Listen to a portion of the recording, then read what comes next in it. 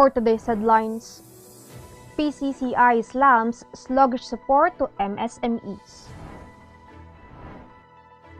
Speaker hails passage of CREATE. Sees dredger, not China's. Duterte's democracy norm beats noise. Avisado back staff trimming.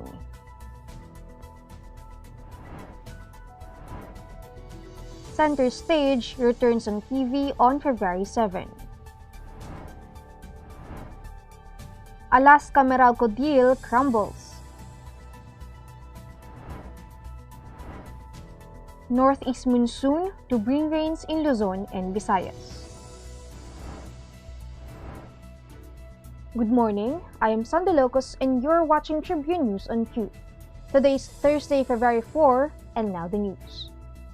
The PCCI, or Philippine Chamber of Commerce and Industry, slammed the various government agencies' sluggish aid to MSMEs, or micro, small, and medium enterprises affected by the COVID-19 pandemic. The PCCI said that what happens on the ground is contrary to the government's assurance that MSME can secure loans to revive their COVID-19 battered businesses under the COVID-19 Assistance to Restart Enterprises program. CARES has been rolled out by the Department of Trade and Industry's Small Business Corporation. PCCI President and Ambassador Benedicto Yudico said the slow processing and approval of the program meant for the MSMEs. He reported that the PCCI needed to hire additional personnel in order to help business owners file and secure the much-needed help from the government. Meanwhile, Trade Secretary Ramon Lopez said application for loans should not be hard for MSMEs, as the SB Corp has already made the process easier and online via an online portal launched in October. Latest data from the TTI SB Corp showed that as of February 2, they have logged 21,358 approved loans, 19,601 of which were already released for the CARES program. House Speaker Lord Alan Velasco on Wednesday hailed the ratification of the Corporate Recovery and Tax Incentives for Enterprises, or CREATE Act. Velasco said he believes CREATE will make the country more appealing to foreign investors and generate more jobs, resulting in faster economic recovery despite the pandemic. The law said that it lowers the corporate income taxes 25% from the previous 30% for large corporations. It also provides 4 to 7 years of income tax holidays and 10 years of special corporate income tax to exporters and critical domestic enterprises.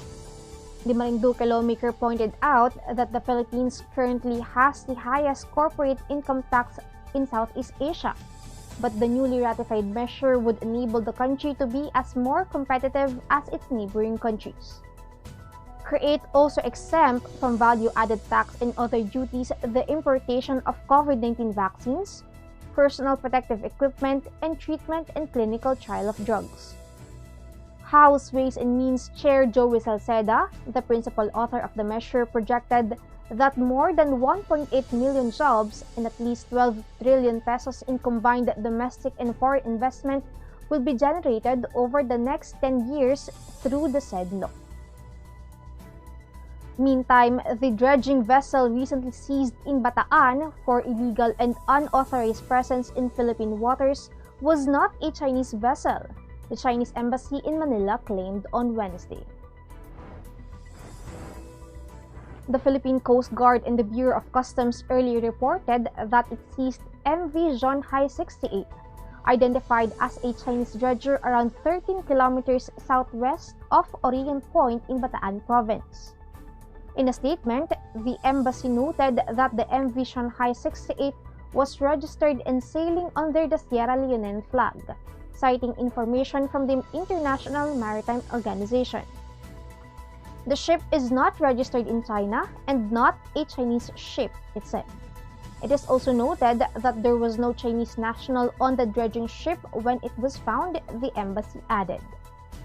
Commodore Armand Balilo, spokesperson for the PCCI, earlier maintained that the Sierra Leone flag vessel is among those used by the Chinese for convenience to take advantage of lower taxes and cheap labor. Tribune News will be back after these reminders. Iba ng panahon, dami ng bago ngayon. Pati ang mundo natin, well, nagbago na rin. Buti ang bayan, bigger, better na. You can buy it sa centers, pati sa mga partners, may online pa at app. You can buy it with your fingers, still don't remittance and more. Online shopping, you can buy it all. Di magpadala, you can buy it all. Anumang pera transaction, you can buy it all. Sabayan ang pagbabago ng mundo for all your pera transactions, all new Bayan.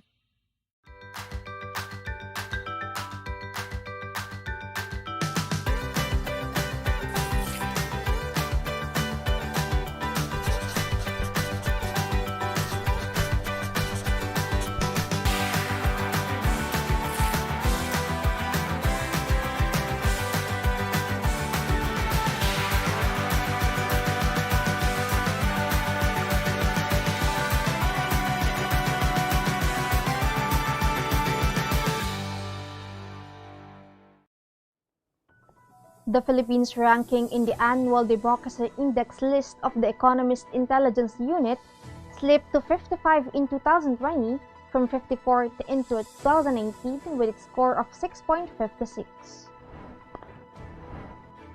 EUI data showed that from the start of President Rodrigo Duterte's term in 2010, it received scores of 6.94, 6.71, 6.71, 6.64 and 6.56 for an average of 6.712 against former President Benigno Aquino's 6.12, 6.12, 6.3, 6.41 and 6.77 or a 6.344 average. For the ranking this year, the country scored the highest on the category of electoral process and pluralism with 9.17 and was first on political culture with 4.38. Overall, the country score placed it among 52 flawed democracies, representing 41% of the global population. Budget Secretary Wendell Avisado told the Daily Tribune's Straight Talk program on Tuesday that he agrees with the plan to transfer some of the national government's function to local government units. According to Avisado, the government can still function and provide the required services despite the skeletal schedule for agencies, hence opening the possibility to further simplify operations. The Department of Budget and Management likewise cited studies that show that the existing governmental organization is bloated and overstaffed with redundant offices and overlapping or fragmented functions. In showbiz, Centerstage, GMA singing competition for kids, will be back on the small screen on February 7 after stopping production due to COVID-19 restrictions. The show's return on TV will pick up exactly where it left off, with aspiring kid performers showcasing their talents, vying to be on center stage and fulfill their dreams. Centerstage will not have any live audiences and will be shot mostly at the contestants' home with the help of the show's team. Airing at 7:40 p.m., it will be hosted by Alden Richards and Betong Sumaya, while the children's roster of judges includes Pops Fernandez, Aisel Santos, and Mel Villena. We will be back. Stay with us. Magsha-shopping na lang ako! Hashtag 143SM. Call to deliver. Hello, can you get the following? One pink chair, bed sheets, na pink yung sofa, tapos slides, size 8, pajamas na blue. Oh, don't forget my... Hashtag 143SM. Call to deliver. Wait lang. Okay ba yan? Anything at the SM store, ma'am. Call to deliver. Kuya, pwede rin ba ako magpa-deliver sa ate ko sa Taguig, tapos sa friend ko sa Davao, tsaka sa, cancel ko sa Lipa. Okay ba yan? Kahit saan po, pwede kami Call mag-deliver. to deliver.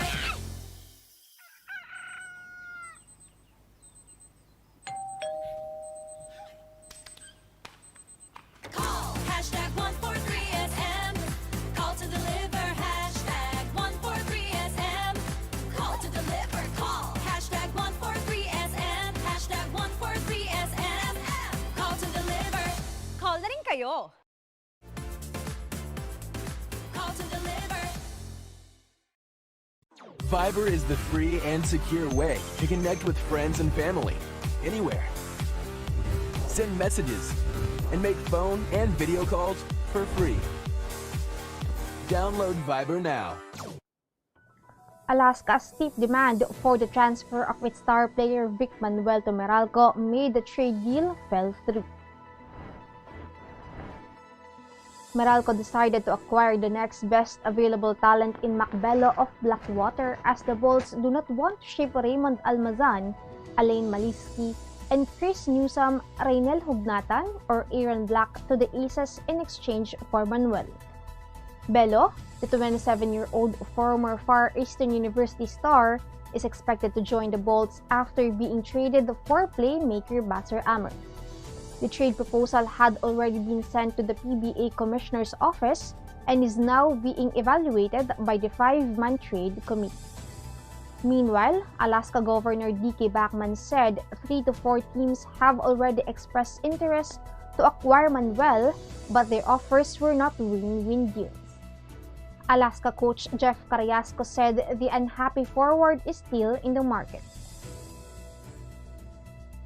The effect of the northeast monsoon has expanded to the Visayas, according to Pag-asa. Cloudy skies with rains are expected in the Bicol region, western Visayas, and Samar provinces. Cloudy skies with light rains are expected in Cagayan Valley, Caraga, and the provinces of Apayao, Kalinga, Mountain Province, Ifugao, Aurora, Quezon, Oriental Mindoro, Marinduque, and Romblon. Partly cloudy to cloudy skies with isolated light rains are expected in Metro Manila and the rest of Luzon and Visayas. Partly cloudy to cloudy skies with isolated rain showers are expected in the rest of Mindanao. And that wraps up these stories this morning. Catch the latest news on our website, tribune.net.ph, and follow us on Facebook, Twitter, and Instagram. Subscribe to our YouTube channel, Tribune Now. The Daily Tribune is one with the nation in facing the COVID-19 crisis, and in line with this, the Daily Tribune Digital Edition and Press Reader is now available for free online. You can also download the Daily Tribune app on Apple Store or Google Play to get the latest and most comprehensive news online. Daily Tribune is also inviting everyone to join its community Viber Kachibu to get updates on the freshest and hottest news and entertainment stories of the day. Tercito emoticons are also available on our community Viber. Just visit the sticker store and search for Kachibu Community.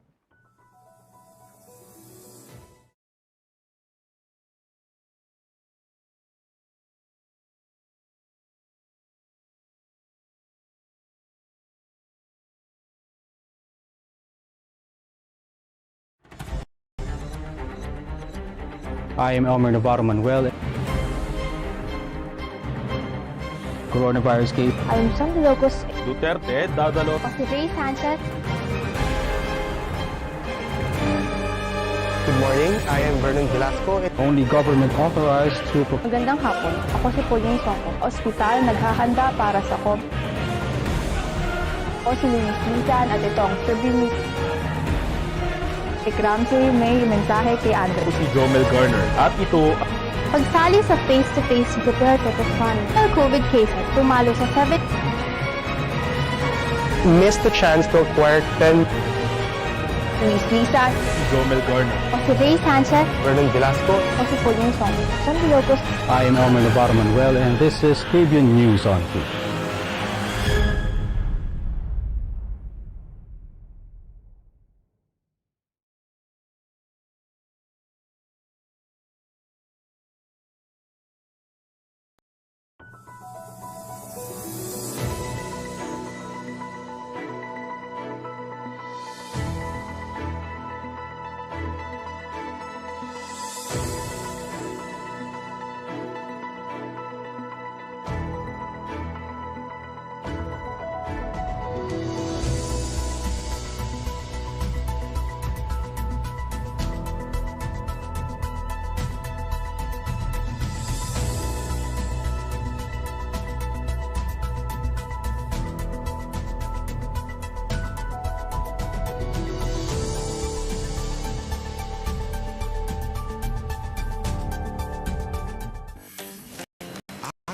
Araneta City, home to the country's first indoor shopping mall, the world's original Thrilla, and the first ever Bini Bini pageant.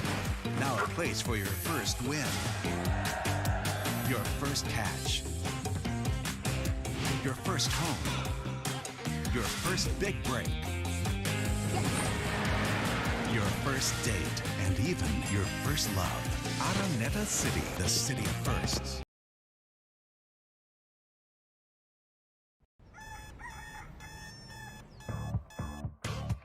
Click, click, that's it. Never thought self-service can be this slick. Modify plans in a snap, walang hirap. It's a wrap, just tap the app. Now you can check, view, subscribe, renew. Help and support for you. Out with the Ring Ring apps are the in thing. You know what to do. Globe at home and Globe One, all in the Globe app na yan. Self-service and easy to use. Mas okay tayo dyan. Globe at home and Globe One, all in the Globe app na yan. Instant response, no hold time pa, wala nang hintayan. Download Globe at Home and Globe One app, all in the Globe app na yan. Download the Globe One and Globe at Home apps from Google Play Store and Apple App Store now. Download Globe at Home and Globe One app, all in the Globe app na yan.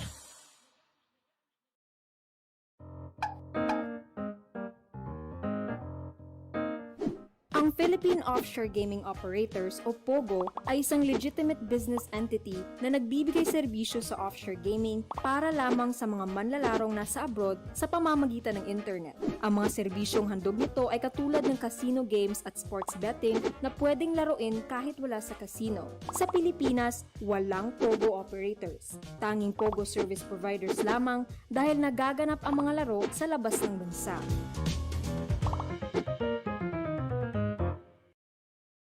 This is a very important story. The important story. Pictures and stories.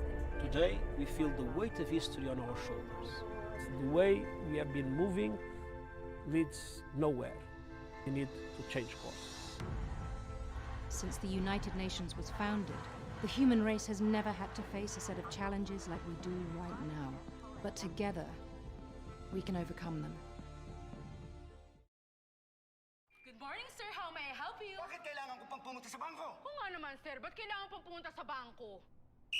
Why not get a UB app so you can do all these without going to the bank? Bank the way you live. Union Bank.